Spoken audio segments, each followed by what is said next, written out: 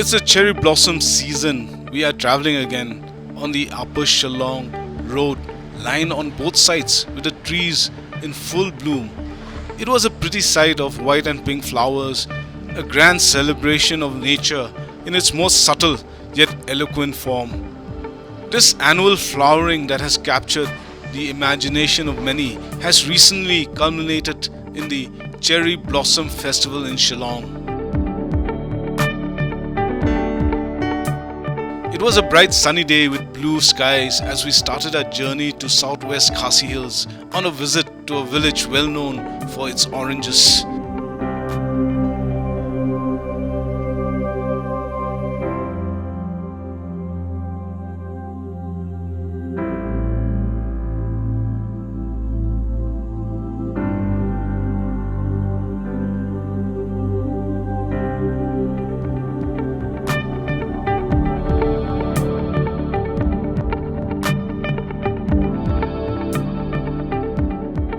In line with the government's policy of bringing the administration closer to the people, the Southwest Khasi Hills district was the latest addition, taking the total number of districts in Meghalaya to 11.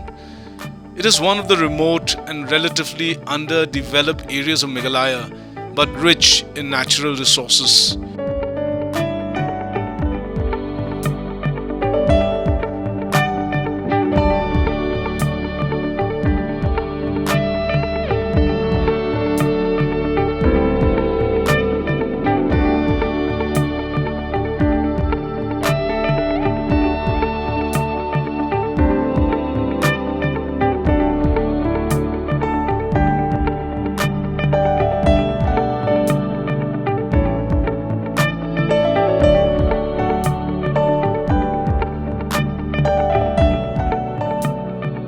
This stretch of road has been travelled a couple of times this year and we were quite familiar with the landscape, passing through the bazaar and the shops and houses right next to the road, a common sight in these hills.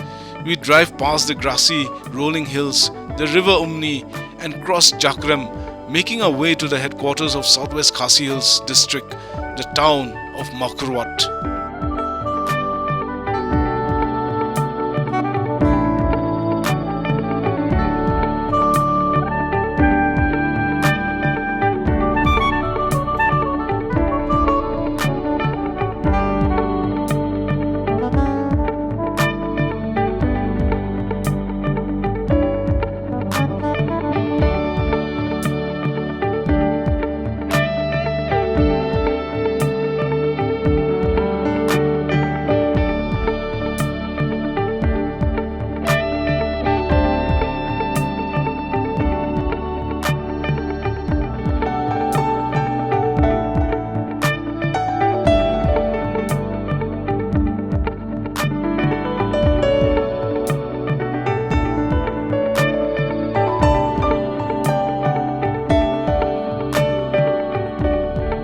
We cross a barren landscape with only grassy knolls and massive boulders on both sides of the road.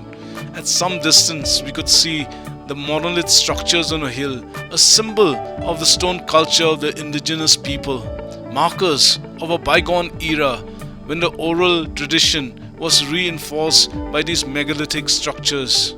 The orality of the Khasi tribe, as old as these stones that dotted the landscape, incorporated these natural formations, the stone or Mao, into the clan names in religion and death, and in the vocabulary as adjectives and figures of speech, as well as names of places. Makurwat is one fine example of the stone culture of the Khasis, found in the names of places.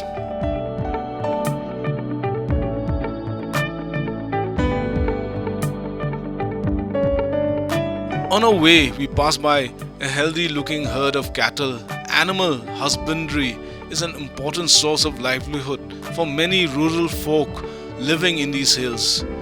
The abundant vegetation and open spaces make it suitable for rearing cows, sheep, goats, poultry and pigs.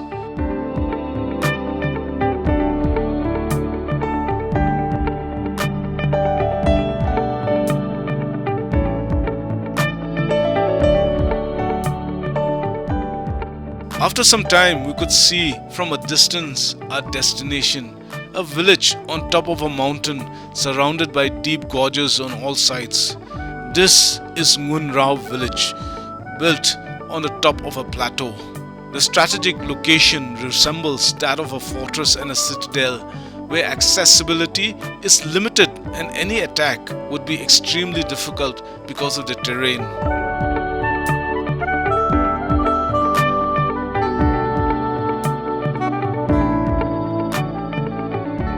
On our way, we stopped by a school which bears the name of one of the original clans of Ngunraw. Typical of the schools in remote places, although the overall facade and structure looked okay, indoors the classrooms were not well maintained, probably a reflection of the importance given by the society to education. It was an interview with a 101-year-old man and stories of unique kinship pattern and a social ecosystem which was totally unexpected that brought us here to this relatively unknown plateau and rugged landscape. Ngunraw derives its name from the Lay Basa, or the local patron god and deity. The belief in a Lay Basa is deep rooted in the Cassie tribe, and most villages do have a local patron god or deity who protects the village from enemies, evil spirits and disease.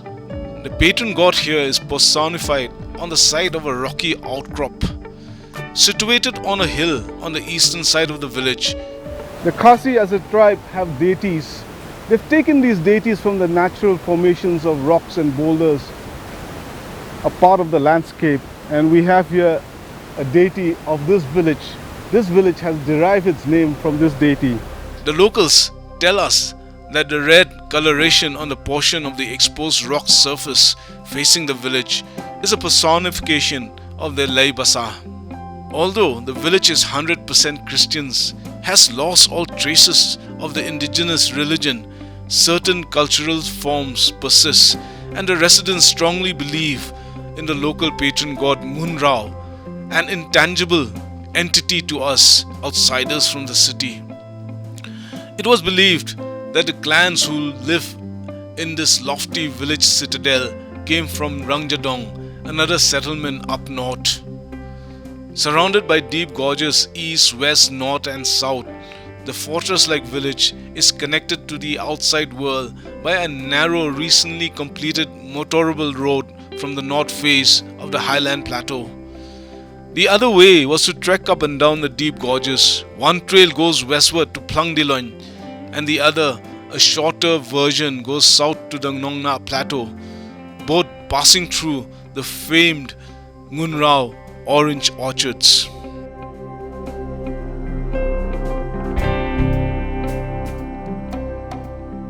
Ngunraw is the residence of some 400 households. It is quite a big village considering its isolation from the outside world. It was almost midday when we drove through the village on our way to the southern edge of the village where the Ngunraw Nongna trail begins. The central portion of Ngunraw is crisscrossed by a maze of lanes and paths, the boundaries between the properties blurred and merging seamlessly like the social relations. Traveling to the most unlikely places for the past many years, I had, from a state of ignorance, gradually come to understand the nuances and ways of life of the villages. A thread-like trail to the orange orchards and to Nongna was clearly visible from our drone camera as it hovered over the Ngunraw clear sky, capturing the essence of the beautiful surrounding landscape. The houses were built close to one another, which is a common feature of most villages in these parts. The schools, as institutions of learning, are deep-rooted in Ngunraw, and many of the residents are literate. There are 5 lower primary schools, 2 upper primary, and 2 secondary schools.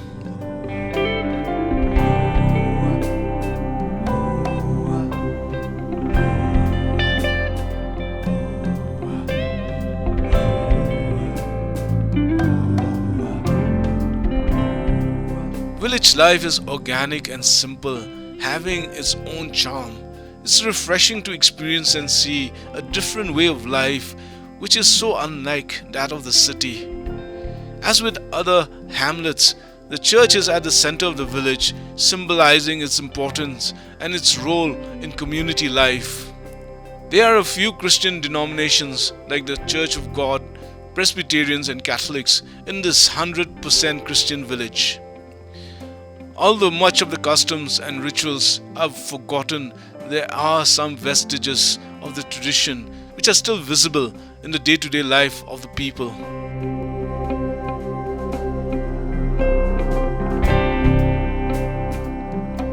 Well, June, our host from Mokorod, suggested that an interview with Ba Stiandi Yaufniao be taken soon, lest the oldest history keeper of Ngunraw departs to join his forefathers.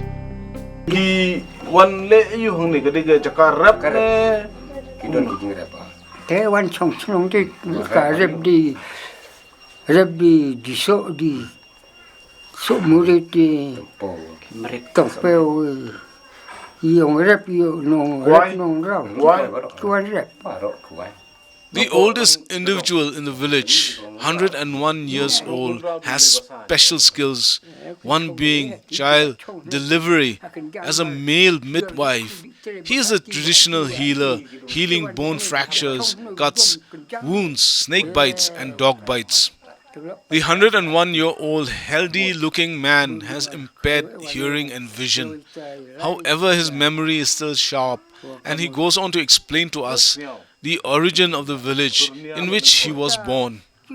According to his story, it all started with the forefathers who settled at Ngunraw as farmers cultivating oranges, betel nut and betel leaf, bay leaf and pepper. As we engaged him in our sitting, he narrated the legend of a village called Nongmor, which apparently had only one clan, the Thongni clan, as residents. It was believed that there were inter-clan marriage in Nongmor, which is considered taboo and forbidden in the community. Further, the legend continues with the story of a giant fish which was caught in the river near the village. It took some 100 men and 100 women to carry the giant fish uphill to the village.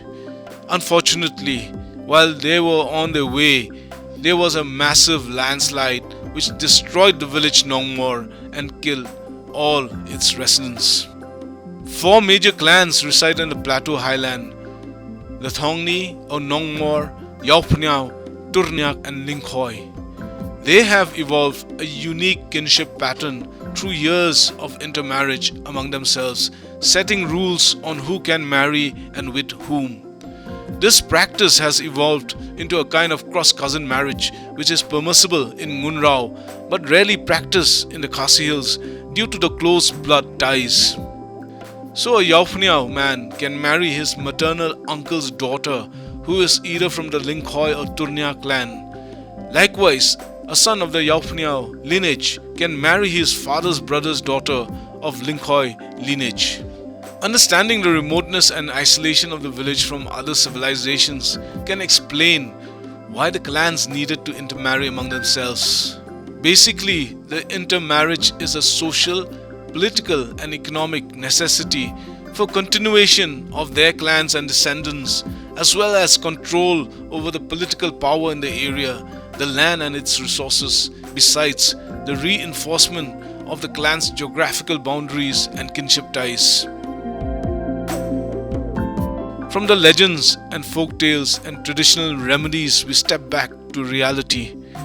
Our next and last leg of the journey was the Ngunraw Nongna Trail.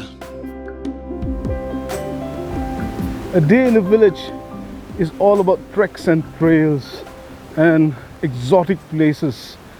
What better way to show you this beautiful, rugged, wild country than a trek down this 2.5 hours trek down this deep gorge across to Nongna.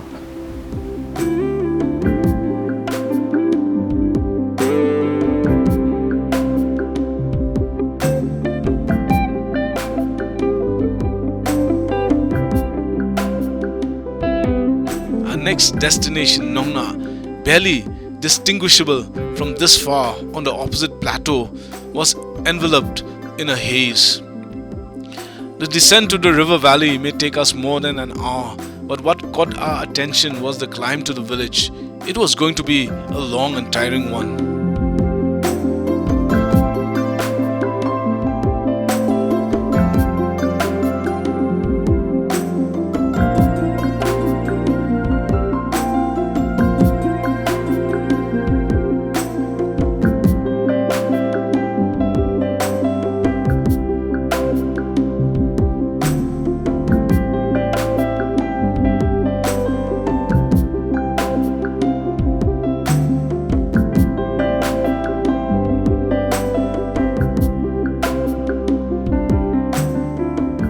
We passed the fields of bamboo grass on both sides of the stone trail.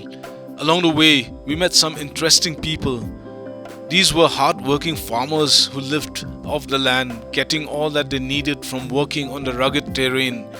Carrying heavy loads and walking for miles was normal in Ngunraw. People were physically strong and resilient, their body structure adapting to the difficult terrain. Most of all, they were a tough community, possessing an indomitable spirit that ultimately tamed this wild country, making it productive for generations that followed.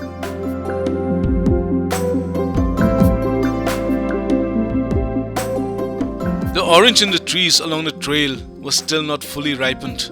Most of the trees in the orange orchards on this slope were old and produced less fruits. The southwest facing slope, we were told, had more orange orchards and were the primary source of income for the Ngunraw farmers. So Ngunraw is famous for its oranges. In fact, the livelihood is dependent on these fruits, oranges. And you can see all around me the orange trees. This will be ripened in about a month's time. And people here talk about the Nongna orange, but actually it's Ngunraw that harvests these oranges and takes them across to Nongna. The other crops included bay leaf, betel nut and betel leaf, pepper, and other horticultural crops like pineapples.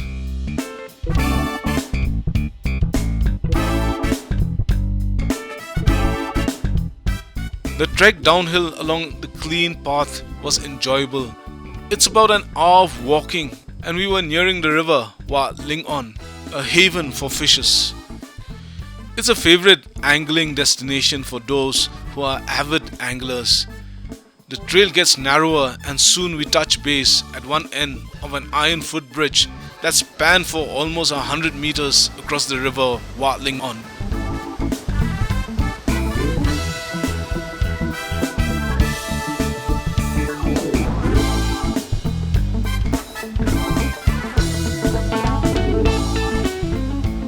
The waters in the river have lowered down considerably, exposing the rocks and boulders along its course. There are river pools all along where the anglers were fishing. It's a pristine, naturally attractive landscape, made even more appealing by the thick jungle on both sides of the river Wa Lingon. We stopped for a while, resting our tired limbs and exploring the nooks and corners of the immediate surroundings, looking for a suitable river pool to jump into and swim.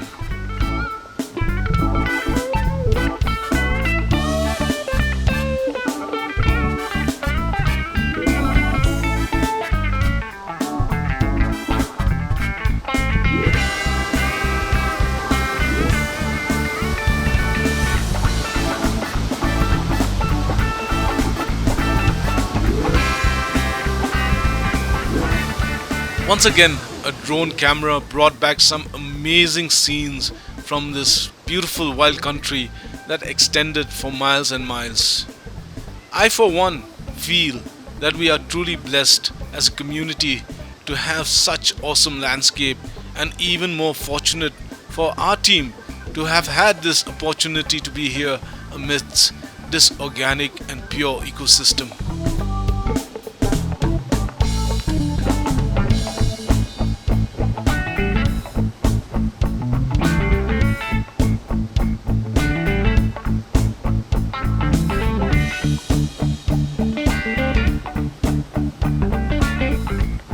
Meanwhile, we encountered some makeshift anglers' shelter under a huge boulder.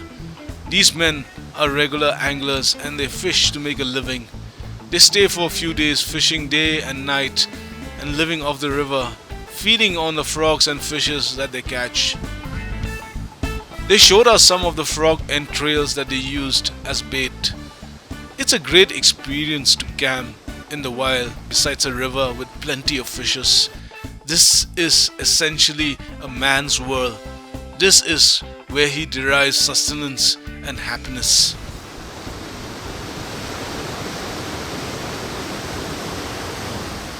The river Wat Lingon and the jungle along its banks is a unique ecosystem supporting a variety of animal and plant life.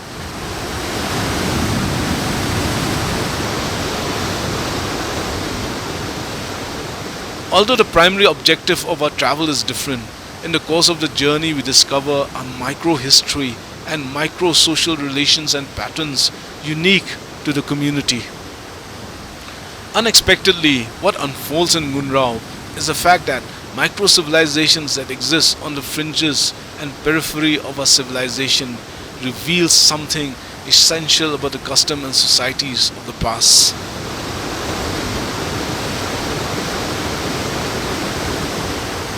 Ngunraw was indeed an eye-opener of a travel into the mysteries of the past, which in a way have been partially explained by our interactions with the local populace.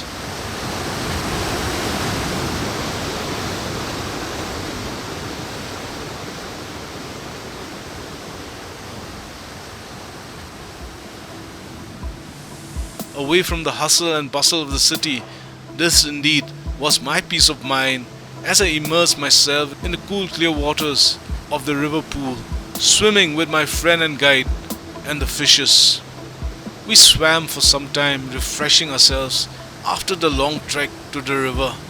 We had approximately less than 2 hours before the sun sets to trek up to Nong Na.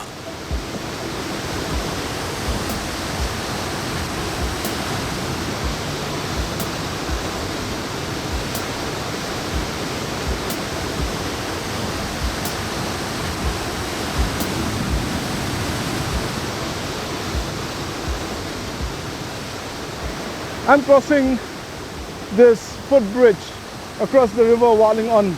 This is the only footbridge that connects Ngunraw and Nong Na. We have reached the bottom of this gorge and we are on our way to Nong Na. So this is the second leg of a trek and this is going to be a difficult one because it's really steep going up there. It takes some time and frequent uphill walking to be fit enough to trek steep slopes. It is not at all easy for even seasoned trekkers like us. Every trail is a different one and the body is tested all the time, especially on long steep climbs across uneven surfaces and unused jungle trails. But we love this. Our day's work is incomplete if there's no gorges and steep slopes to trek. Through the years, it has become an addiction to test ourselves walking the long, difficult and tortuous trails. Darkness soon overtakes us in our climb.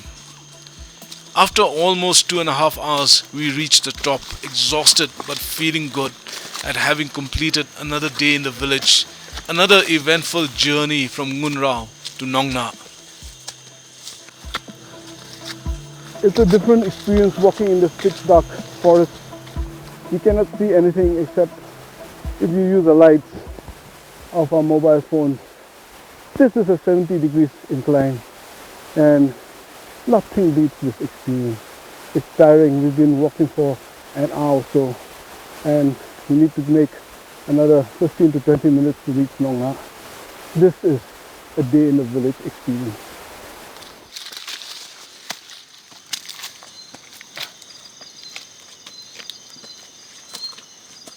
We stopped by a shop to rest and were surprised that the owner was watching Shillong Doordarshan even in this remote place. Technology and particularly television has connected us and made this world a smaller place. What an experience it's been until we meet again in another village. God bless.